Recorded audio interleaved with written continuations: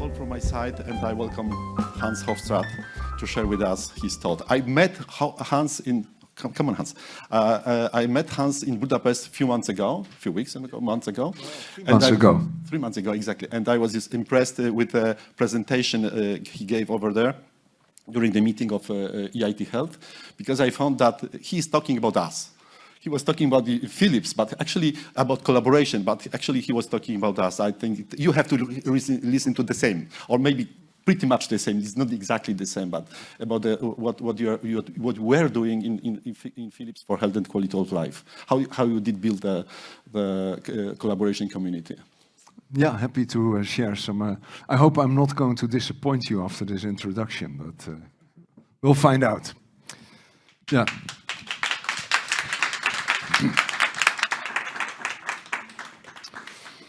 Yeah, thanks, Kazimierz, for the very nice introduction. What I will do now, but maybe there's many people standing in the back, but there's a lot of room here up front, and I'm a very peaceful person, so don't be afraid to join me. Nice to meet you. Yeah, so very happy to be here. I was driving by taxi from my hotel here, and I saw all the environment here, which I think is very important. I will come back to that later as well. Seeing that this is a really vibrant community with companies, with universities, and this place really joining all these important stakeholders in innovation. What I will try to do is, I hope, inspiring you a little bit, maybe preempting the inspiration session of tonight, in terms of what we can do, what are the challenges, and what we can do to innovate in the health and healthcare space. And it's all about, and that is, I think, the main, if not the only message, is moving from transactional interactions to really working together to forming and establishing sustainable relations and partnerships, as I've put here. I will go through the presentation quite quickly. A lot of things, without doubt, you already know, so I don't have to go in any detail. Happy to have some interaction after the presentation.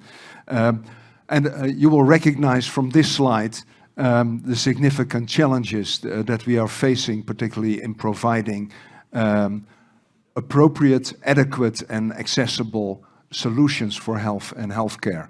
Particularly the growing number of people suffering from chronic diseases that need support increasingly. And later on, I will move into the area of digital solutions. But of course, you have to realize health and healthcare are also really personal. So digital solutions can help to facilitate, but in the end, it's, I would say, the last inch or inches to the patient that matter as well. It's about the personal contact. And digital solutions can facilitate and alleviate a number of things, make things more efficient, but in the end, it's also people that connect, and that we also need to bear in mind. And tomorrow afternoon, in the very nice session that you will be surprised with, I'm not going to say anything about it, we will, amongst others, discuss this topic in more detail. As a result of the increasing number of people needing help, we are also confronted with a lack of hands. Less and less people, and there's the double graying, as they call it. We become older, we have less people that are working, and that leads to a really significant problem. And then, of course, there are unexpected things. So maybe the healthcare system is functioning when everything is business as usual, but then all of a sudden there is COVID, or there is a pandemic, and then it appears that we don't have any flexibility, that there's hardly any resilience left to address it. Now, digital is part of the solution, as I mentioned, and we'll come back to that in a minute. So in short, we have, I think, 4 main challenges. It's the demand that is increasing, it's the shortages of staff that, of course, plays with demand, but even if the demand would not be increasing, staff shortages are there, and they are really significant, leading to overload of employees, people having problems with burnout, many times also caused by digital solutions, by the way. Maybe we have time to discuss that in detail. And of course, as a result of the increasing demand, the costs are exploding. So this is really an area where there's a lot of urgent need for innovation. Now, in terms of the trends, I think there's a number of challenges that we have discussed. There are two approaches that are being discussed. One is giving people, I'm not saying patients, people, opportunity to do more themselves, to have a healthier lifestyle. I was shocked by the remark about smoking, by the way, in the beginning. No, do not smoke, because that is one of the worst things you can do for your health. But everybody knows that. The question is, how do you make people stop? But anyway, there the focus is on consumers. It's not regulated or less regulated, but the challenges are big, and that we will discuss tomorrow afternoon, I hope, in more detail. The other areas, focusing on professional healthcare, are for startups, for new companies, probably even more challenging because you're confronted with a lot of rules. In Europe, every country, in some countries even every region has different rules to allow new products and new solutions to the market. And of course, that means that there is a lot of focus also on delivering on the needs of the professional organizations, the regulators, the payers, the community in developing new products and new applications. And that's very important to keep in mind when you start with a new opportunity. Because in the end, it's about, innovation is about delivering. It's about providing the solution to the user, to the patient, to the professional, to the government, to society. Very important in this is to keep in mind that you have to show the benefit. Of course, you have to show the benefit to the consumer, to persuade the consumer to use your solution. It's even more needed to show the benefit to the payer and the regulator, and to convince that the solution that you are providing is worth its price. It's also essential to show to the provider, because in the end, if no professional in the healthcare space is going to use your solution, also there you may fail. So there are many, many stakeholders that you have to bring together to be successful in innovations in healthcare. And so the four areas that you, I think, should take into account is more than value-based healthcare. Then you look at cost and outcome, clinical outcome. Of course, two very important parameters to take into account, but it's also about the improvement that you can deliver to the user, the patient, the consumer, so their experience, and there are tools to measure that, patient-reported outcomes, patient-reported experiences. And of course, it's about the staff experience. I mentioned burnout, also related to digital solutions. People getting frustrated because they have to do too many clicks or to provide the same information a few times in different systems.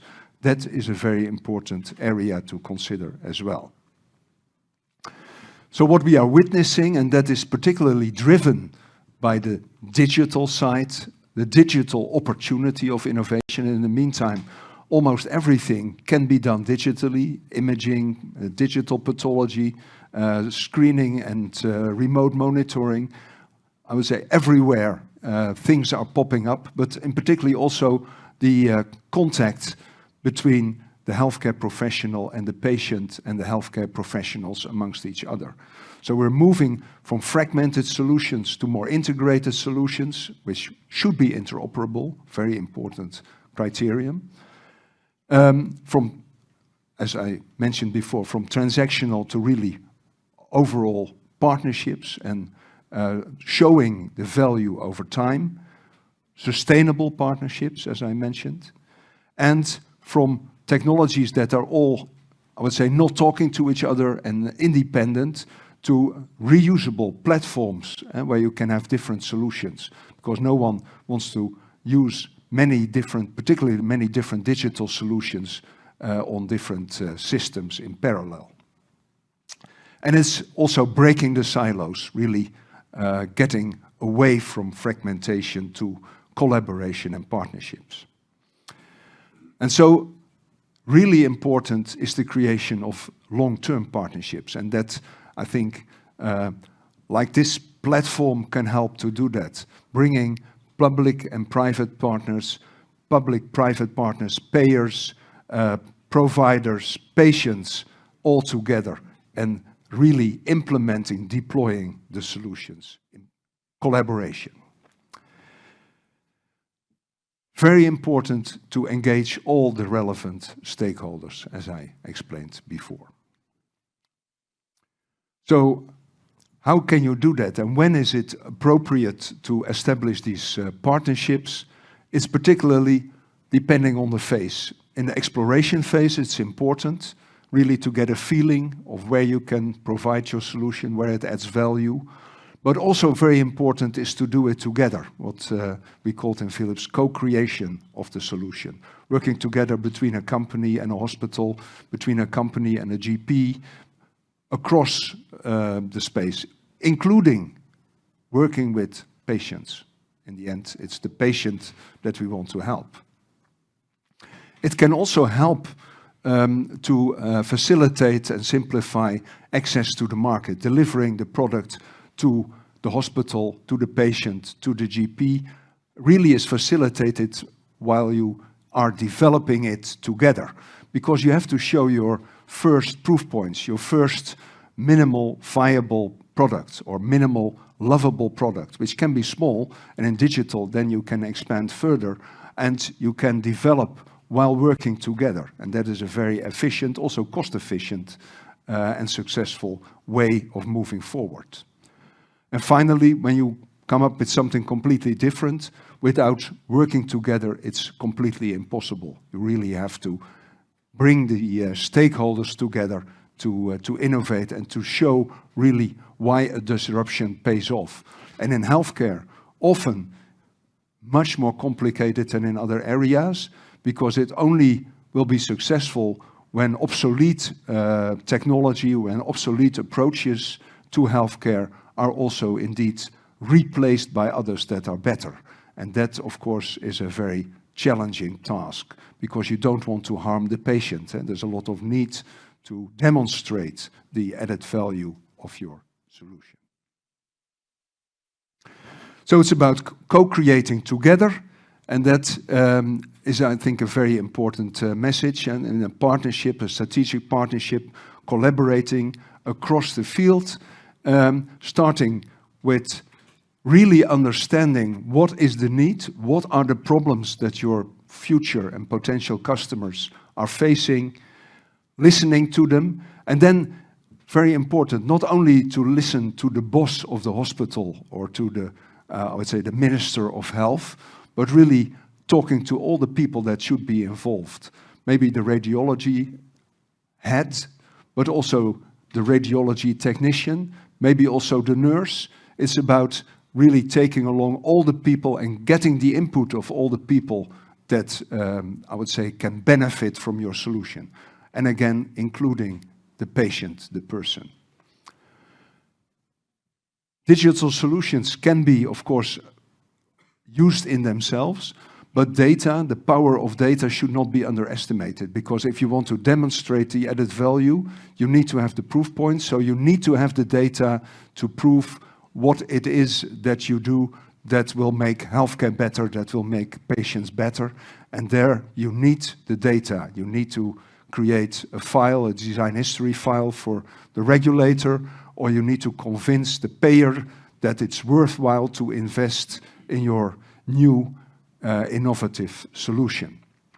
And of course it's helped to co-create, because then you get access to data, you get access to experiences, you get useful feedback, whether the user likes what you are developing, because you give the user a voice in the development. And then in the end it's about implementation, and particularly when it's about digital solutions, it's also about transformation, because the mindset of the people that are providing the solution, the healthcare worker, the doctor, also needs to get readjusted. I don't know, I apologize, the details of the Polish educational system in medicine. I do know that in many other countries in detail, including the Netherlands, but in the curriculum there's hardly any attention at the moment still for digital solutions, how you use the power of data, how you interact with the patients, supported and strengthened by ICT. And that also requires some changes and also an opportunity as well as a challenge. Now this is a very dull slide, but what I did, a kind of brain dump, shared that also when we met in Budapest, is kind of the key success factors. I'm not going to read them out loud, but it's really, I would say, what I think is useful if you start up with a company or if you have an idea about a new solution, a kind of list of what you need to do. Feel free to take a picture, indeed, it's maybe good for memory. But it's really starting, and I'm repeating myself here a little bit, it's really by starting to understand the need. And then understanding the need, it cannot be high level. So many men die of prostate cancer. Many men also don't.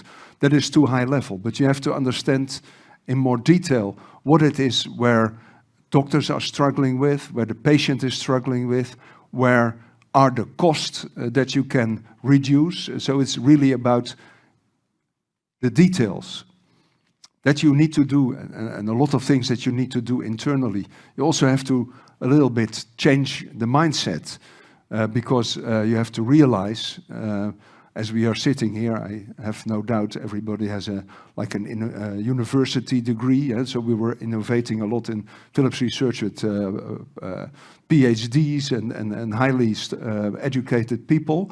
But you have to understand that most of the costs in healthcare are made by people who have less knowledge about health and healthcare, and really, I would say, require a different approach in being, I would say, supported, helped, and also in the solution you have to think about who is the actual user, and you really have to dig deep. You have to go down and understand in detail what it is that you need to develop for. And so also very important is the mindset. Many cases, particularly in academic research teams think they know they are the best. That's of course good as a motivational talk, but it's also important to see what is happening around you and to see how you can, I would say, share your assets, your knowledge, your expertise with others that have also in their area highly skilled and highly professional people, and how can you make 1 + 1 is 3 in that area. Capabilities, just pick out a few things. Very important to analyze what is it that you have, what are the capabilities you have, but also where are the gaps, where can you work together to fill the gaps and become stronger in the collaboration. And this should happen on all levels, so the CEO down to the researcher, and the support of the researcher needs to be aligned to make a benefit.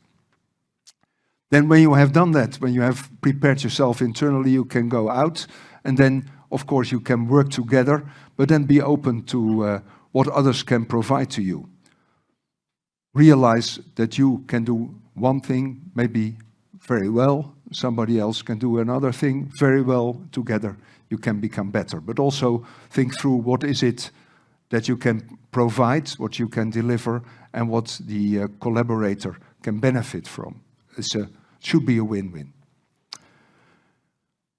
In any strategic partnership, the last thing is the most important one. It only will work when the parties trust and respect each other. So not one partner being subordinate to another, but really understanding the value that the partners are delivering and really doing more together. And really respecting and trusting each other is a very important precondition for that. So this is, I would say, the final slide, where I think partnerships are the key, sustainable partnerships are the key, but you have to, they don't come out of nowhere. They have to be based on investment by all partners, really working together with a common goal that you have jointly identified. And then, of course, it's about the execution. In the end, innovation is about implementation. It's about delivering the solution to the patient, to the user, to the consumer, to the payer. I hope there was a little bit of inspiration for you, and I'm looking forward to all the presentations. I do not compete, so you don't have to, you should not vote for me, but I'm very interested to see what we'll hear in the next hours and days. And yeah, please feel free to discuss when you have a question or a problem or have some comments, because I'm also here to learn. Thank you very much.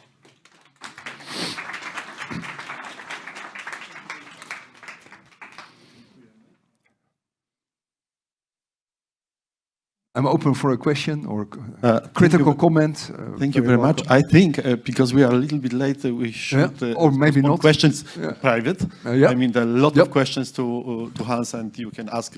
I believe everything. You can ask me everything. I have a quick question, and we can start.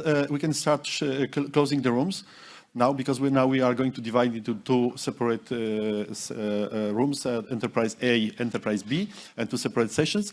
But question is, we can do it, of course, but I can continue. Let's say organize the time, because it's very interesting to say this presentation, this experience is based on your private experience. So it's not a theory. No. This is what the approach that we developed and that we practiced when I was still working at Philips Research, but now I'm also working, for instance, at the Utrecht Science Park, which basically is a kind of ecosystem as you have here, with companies, with academia, by the way, also with the government being present there, which is kind of useful. And this is the same approach that we apply there as well. Because I assume that a lot of successes in health of Philips has to be attributed to this type of strategy. Absolutely, yeah. Okay. I can give examples of that, but maybe not now in view of time, but happy to share them also. Thank you very much, Hans. That was a pleasure to have you here.